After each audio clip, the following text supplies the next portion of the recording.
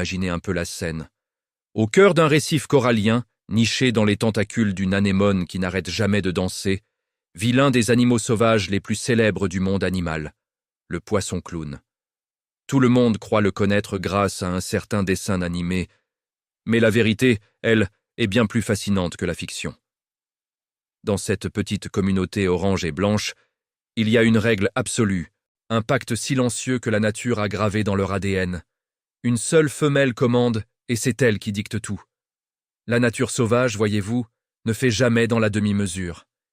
Et puis, un jour, la matriarche meurt. Là, ce qui se passe défie complètement la logique humaine. Le mâle le plus grand, le numéro 2 de la hiérarchie, ne pleure pas, ne s'enfuit pas, ne part pas chercher une remplaçante ailleurs dans la faune sauvage du récif. Non, non, non. Il fait quelque chose de bien plus radical. Il change de sexe, littéralement. Ses organes se transforment, son corps grandit, et en quelques semaines, le voilà devenu la nouvelle reine de l'anémone, sans retour possible, sans hésitation, sans drame. Étrange, n'est-ce pas?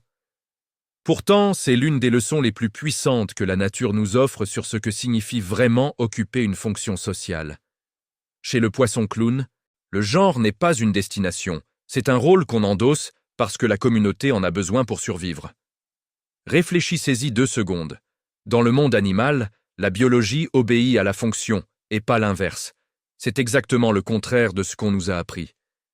Et si cette logique implacable du collectif vous semble déjà brutale, attendez de voir ce qui se passe quand le prédateur le plus parfait que les océans aient jamais conçu croise la route de quelqu'un de bien plus malin que lui. 400 millions d'années. Prenez une seconde pour digérer ce chiffre.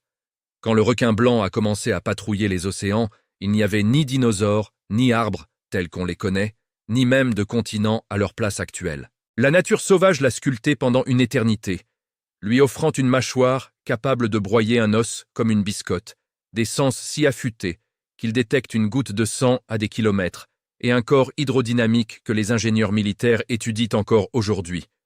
Dans la faune sauvage, il est censé être l'apex absolu, le roi sans contestation possible. Et pourtant, quand les orques débarquent dans son territoire, ce monstre invincible fait quelque chose que personne n'aurait imaginé. Il disparaît. Pas pour quelques heures, pas pour une nuit, pour des mois entiers. Au large de l'Afrique du Sud, des biologistes ont assisté à la scène. 2 orques tuent un requin blanc, lui retirent chirurgicalement le foie. Et le lendemain, toute la population de requins de la région avait évacué les lieux. Ben oui, parce que les orques ne se battent pas une par une. Elles chassent en équipe, communiquent, planifient et transmettent leurs techniques de génération en génération. C'est de l'intelligence collective à l'état pur, dans le monde animal le plus impitoyable qui soit. Et là, le parallèle avec notre propre histoire devient saisissant. Combien d'empires se sont crus indestructibles parce qu'ils avaient les meilleurs guerriers individuels? Rome, Sparte, les samouraïs, tous des forces individuelles redoutables, tous tombés face à des collectifs mieux organisés. La nature nous murmure une vérité dérangeante. La force brute, aussi spectaculaire soit-elle, finit toujours par s'incliner devant la coordination intelligente. Le requin blanc l'a appris à ses dépens dans les profondeurs glacées du Pacifique. Mais cette intelligence collective qui terrasse les géants, elle a besoin d'une chose pour exister. Un terrain de jeu, un garde-manger, un courant qui amène la vie. Et il se trouve que dans les océans, certaines lignes invisibles décident de tout, y compris de quelles civilisations humaines vont prospérer ou s'éteindre. Au large des côtes japonaises, 2 géants invisibles se rencontrent dans un balai vieux de millions d'années. D'un côté, le Kuroshio, un courant chaud qui remonte des tropiques en transportant sa cargaison de chaleur et de minéraux. De l'autre, l'Oyashio, un courant glacé venu de l'Arctique, gorgé d'oxygène et de nutriments. Quand ces 2 titans se croisent, c'est un véritable feu d'artifice biologique. La nature sauvage explose de vie, le plancton se multiplie par millions, les poissons accourent par bancs entiers, et la faune sauvage transforme cette zone en l'un des plus grands garde-manger de la planète. Et c'est là que ça devient passionnant pour nous, les terriens. Ce n'est pas un hasard si le Japon a développé une culture culinaire entièrement tournée vers la mer, si Tokyo est devenue une mégapole, si la pêche a façonné l'identité de tout un peuple. Eh bien, C'est ce courant invisible, à des kilomètres au large, qui a décidé tout ça. Pareil pour le Pérou avec le courant de Humboldt, pour la Norvège avec le Gulf Stream, pour Lisbonne avec le courant des Canaries, partout où les civilisations côtières ont prospéré dans le monde animal, il y a un courant marin qui travaillait dans l'ombre depuis la nuit des temps. La géopolitique, mes amis, ne commence pas dans les salons des palais. Elle commence dans l'eau. Pensez-y la prochaine fois que vous regarderez une carte du monde. Ces lignes de frontières que les humains ont tracées avec tant de sérieux? Elles sont ridiculement récentes face aux véritables architectes de l'histoire. Un courant change de trajectoire de quelques degrés à cause d'une variation climatique, et c'est une civilisation entière qui s'effondre, comme les Vikings du Groenland, abandonnés par les eaux qui leur amenèrent les morues. La nature ne demande la permission à personne. Elle distribue les cartes, et nous, on croit jouer la partie. Mais si les courants peuvent en dicter le destin d'empires entiers depuis la surface, imaginez maintenant ce qu'un seul animal peut faire avec un son si puissant qu'il déchire l'obscurité absolue des abysses. Plongeons, 1000 mètres sous la surface, là où la lumière du soleil n'a jamais mis les pieds, règne un silence qui n'en est pas vraiment un. Parce que dans ce noir total, un géant patrouille, le cachalot, le plus grand prédateur à dents que la nature sauvage ait jamais conçu. Et ce monsieur a un super pouvoir qui défie l'entendement. Il produit le son le plus puissant jamais émis par un être vivant sur cette planète.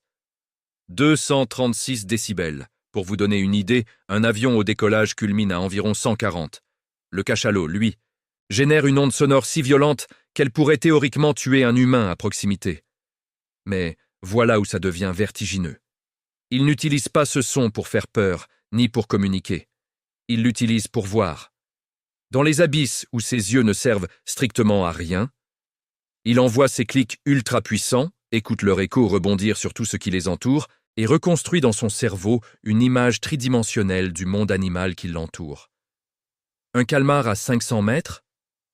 Détecté. La texture du fond marin? Cartographié? La taille exacte d'une proie en mouvement? Calculée à la milliseconde. C'est de l'échographie naturelle, perfectionnée pendant des millions d'années par la faune sauvage. Le cachalot ne voit pas avec ses yeux, il voit avec ses oreilles, et il voit mieux que nous. Et là, posez-vous une question qui pique. Combien de fois dans votre vie avez-vous sous-estimé quelqu'un parce qu'il ne percevait pas le monde comme vous? La nature nous donne ici une leçon d'humilité magistrale. Il existe des formes d'intelligence et de perception qui n'ont rien à voir avec nos 5 sens classiques.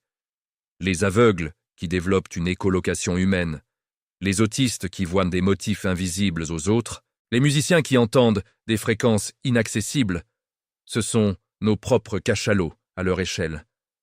On croit que notre façon de percevoir le monde est la seule valable, et la nature, encore une fois, se moque gentiment de notre arrogance.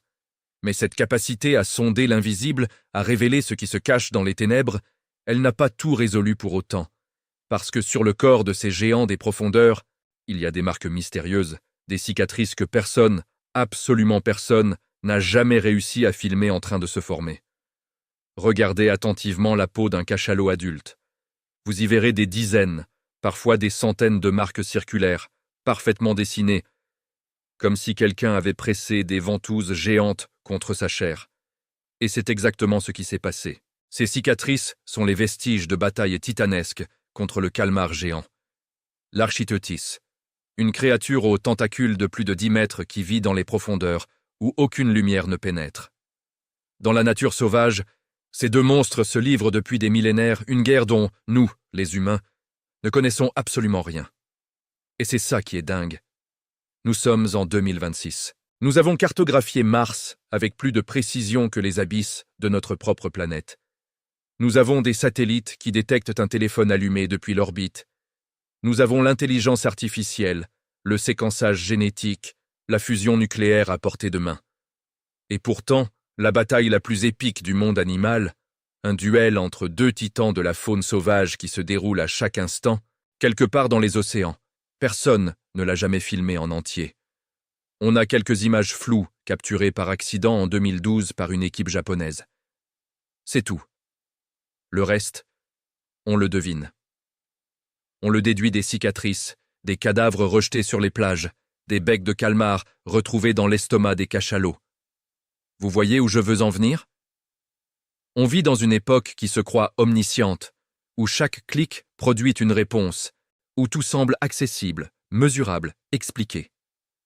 Et pourtant, 70% de notre planète reste un territoire aussi mystérieux qu'au temps des explorateurs vikings. La nature nous garde ses secrets, et c'est peut-être la chose la plus précieuse qu'elle nous offre. L'humilité de reconnaître qu'on ne sait pas tout. La prochaine fois que quelqu'un vous parle avec arrogance d'un sujet qu'il maîtrise à peine, souvenez-vous des cicatrices du cachalot. Les plus grandes batailles de ce monde se déroulent loin des projecteurs, et les vrais combattants n'ont pas besoin de témoins. Et pendant que ces batailles invisibles font rage dans les abysses, à la surface, une autre forme de mémoire impossible défie toutes les lois connues de la biologie. Imaginez la scène. Une nuit de pleine lune, sur une plage déserte du Brésil, du Costa Rica ou de l'Australie. Une silhouette massive émerge des vagues, traîne péniblement son corps sur le sable, creuse un nid avec ses nageoires, dépose ses œufs et repart vers l'océan avant l'aube. Cette tortue marine vient de pondre exactement sur la plage où elle est née elle-même, 40 ans plus tôt. Pas une plage similaire, pas une plage proche, la même, au mètre près parfois. Et elle vient peut-être de traverser 10 000 kilomètres dans la nature sauvage pour y arriver. Comment? Personne ne le sait avec certitude. Les scientifiques ont des hypothèses. La tortue détecterait les variations infimes du champ magnétique terrestre, gardant en mémoire la signature magnétique exacte du sable où elle a éclos. Son cerveau, gros comme une noix, abrite une boussole biologique d'une précision que même nos GPS militaires lui envient. Pendant des décennies, elle navigue dans le monde animal des courants, des prédateurs, des températures changeantes, et puis un jour, quelque chose se déclenche. Un appel silencieux, gravé dans ses cellules, avant même qu'elle ne sache nager. Elle n'a jamais oublié. Elle ne pouvait pas. Sa mémoire n'est pas dans sa tête. Elle est dans son corps tout entier, dans la faune sauvage qui pulse dans ses veines. Et c'est là que cette histoire vous concerne, vous, directement. Combien de choses votre corps sait-il que votre esprit a oubliées? Cette odeur de pain qui vous ramène d'un coup chez votre grand-mère. Cette mélodie qui vous fait monter les larmes sans raison apparente. Ce chemin que vos pieds connaissent par cœur dans la maison de votre enfance, même les yeux fermés. La nature nous rappelle ici une vérité bouleversante. Nous ne sommes pas seulement nos pensées, nous sommes aussi notre origine, inscrite quelque part dans nos cellules, dans nos gestes, dans nos peurs et nos désirs les plus inexpliqués. La tortue revient parce qu'elle ne peut pas faire autrement. Et vous, qu'est-ce qui vous appelle, sans que vous sachiez vraiment pourquoi? Cette mémoire biologique, cette transmission silencieuse, elle existe aussi à une échelle bien plus vaste, dans des sociétés entières où ce sont les femmes et non les mâles qui dirigent depuis des millions d'années. Pendant que nos ancêtres descendaient à peine des arbres, dans les profondeurs des océans, des sociétés extraordinairement complexes existaient déjà depuis des millions d'années. Et tenez-vous bien, elles étaient toutes dirigées par des femelles. Chez les cachalots, les mâles partent vivre seuls dès l'adolescence, tandis que les femelles forment des pods soudés où elles élèvent leurs petits collectivement. Une mère part chasser à 1000 mètres de profondeur? Pas de problème. Une autre femelle reste en surface pour allaiter le bébé qui ne peut pas encore plonger si profond. C'est de la garde partagée, pratiquée dans la nature sauvage bien avant que les sociologues humains n'inventent le mot. Les orques poussent ce modèle encore plus loin, et c'est là que ça devient vertigineux. Chaque clan possède son propre dialecte, oui, son propre dialecte, comme les Bretons et les Provençaux, transmis de mère en fille pendant des générations. Les matriarches, souvent ménopausées et âgées de 60, 70, parfois 80 ans, sont les bibliothèques vivantes du groupe. Elles savent où trouver le saumon en période de famine, quelle technique de chasse fonctionne contre quelle proie, comment éviter les bateaux dangereux. Quand la matriarche meurt, la mortalité des mâles adultes du clan explose dans les 2 ans qui suivent. Dans le monde animal, perdre la grand-mère, c'est perdre la carte du territoire. Et la faune sauvage n'a aucune pitié pour ceux qui s'égarent. Réfléchissez 2 secondes à ce que ça implique. Pendant que l'Homo sapiens débattait encore de l'invention du feu, des sociétés océaniques tournaient déjà comme des horloges, avec leur culture, leurs traditions, leurs leaders respectés, leur système d'apprentissage intergénérationnel. La nature avait résolu le problème de l'organisation sociale complexe bien avant nous et elle avait choisi un modèle radicalement différent du nôtre. Ça remet en perspective beaucoup de certitudes, n'est-ce pas? Ce qu'on prend pour des évidences universelles n'est souvent qu'une option parmi mille, et la nature, en silence, fait tourner ses propres expérimentations depuis des éons. Mais cette intelligence sociale, aussi raffinée soit-elle, repose sur quelque chose de bien plus fondamental, le corps. Et certains corps de ces océans cachent des secrets d'ingénierie que même nos meilleurs ingénieurs n'arrivent pas encore à reproduire. Voici un fait qui va vous secouer. Quasiment tous les poissons de la planète sont à sang froid. Leur température corporelle suit celle de l'eau, point. Mais le requin blanc, lui, fait exception. Ce monsieur maintient son corps jusqu'à 14 degrés au-dessus de la température ambiante. En pleine eau glacée, alors que tout autour de lui frissonne et ralentit, il reste chaud, vif, explosif. Comment? Grâce à une merveille d'ingénierie biologique appelée rete mirabile, littéralement le filet merveilleux en latin. La nature sauvage ne s'embarrasse pas de fausse modestie quand elle nomme ses chefs-d'œuvre. Le principe est d'une élégance à pleurer.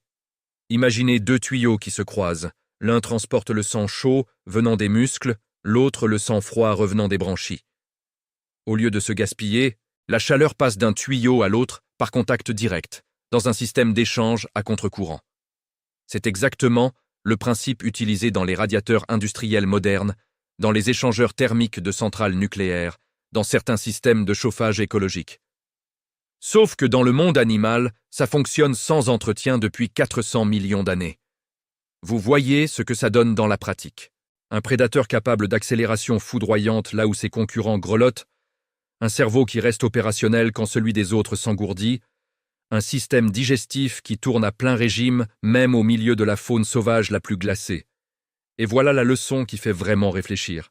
Tout ce que les humains célèbrent comme innovation révolutionnaire, l'aérodynamique, le sonar, le velcro, les panneaux solaires, l'impression 3D des os, la nature l'a inventé bien avant nous, souvent avec une élégance qu'on n'arrive même pas à égaler. Les ingénieurs de chez Mercedes se sont inspirés du poisson-coffre pour leur design aérodynamique. Les architectes de la tour Eastgate, au Zimbabwe, ont copié les termitières pour ventiler le bâtiment sans climatisation. Le biomimétisme, c'est ça. Arrêtez de réinventer la roue et commencez à observer humblement ce que 4 milliards d'années d'évolution ont déjà perfectionné. Si vous voulez creuser ce sujet fascinant, le livre Biomimétisme de Janine Benyus est une porte d'entrée magistrale.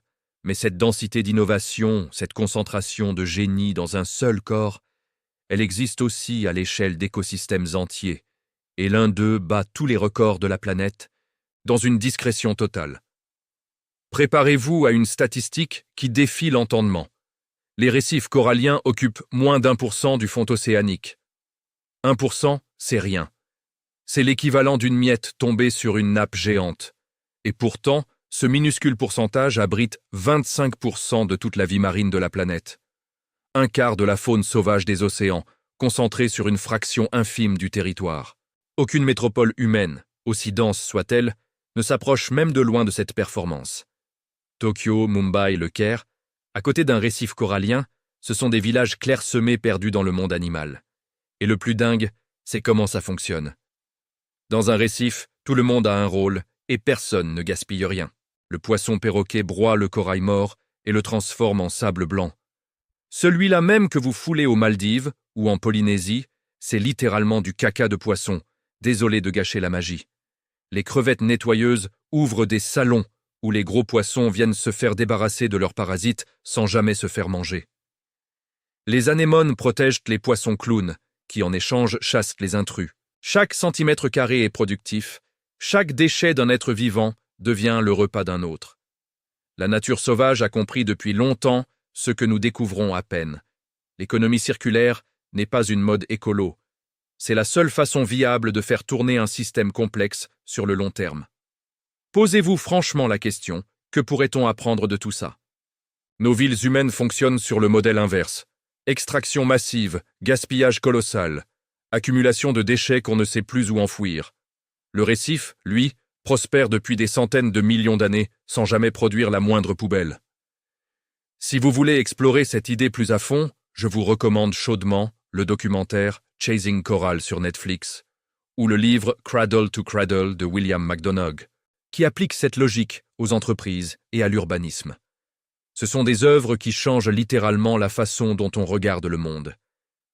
Mais voilà le drame qui plane sur cette merveille, cette densité prodigieuse, cette intelligence collective sublime. Tout ça repose sur un équilibre fragile que l'humanité est en train de bouleverser à une vitesse jamais vue dans l'histoire de la nature.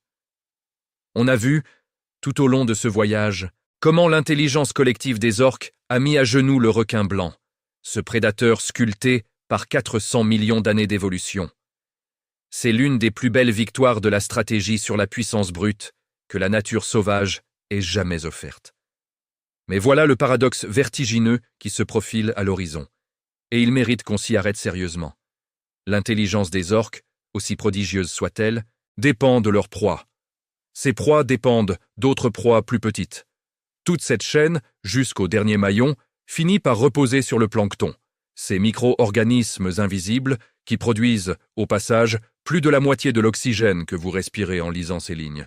Et le plancton, lui, dépend d'une seule chose, la température de l'eau. Quelques degrés de plus, et il s'effondre. Les courants se dérèglent, les zones de remontée des nutriments se déplacent, les récifs blanchissent et meurent. Le monde animal tout entier vacille comme un château de cartes. Les orques peuvent bien être les Einstein des océans, capables de transmettre leur culture sur 100 générations. Leur intelligence ne leur sera d'aucun secours si la nourriture disparaît. Vous voyez le piège. L'animal le plus intelligent de la faune sauvage marine est totalement impuissant face à un changement provoqué par un autre animal intelligent. Nous. Et c'est là que l'ironie devient amère. Notre cerveau, qui nous a permis de dominer la planète, est aussi celui qui pourrait condamner les océans entiers, et nous avec. Mais voici la vraie leçon, celle que la nature nous chuchote depuis le début de ce voyage. L'intelligence sans sagesse, c'est une arme à double tranchant. Le requin blanc avait la force et l'a perdue face aux orques. Les orques ont l'intelligence et risquent de la perdre face au climat. Et nous, qu'avons-nous ? Nous avons la conscience, la capacité unique de comprendre les conséquences de nos actes avant qu'elles ne deviennent irréversibles. Le philosophe Hans Jonas appelait ça le principe responsabilité, et son livre du même nom devrait être lu par tout le monde, vraiment. Parce que la vraie question n'est plus de savoir si l'humanité est intelligente. Ça, on l'a prouvé. La vraie question, c'est de savoir si on saura être assez sage pour ne pas devenir la prochaine espèce à découvrir, trop tard. Que l'intelligence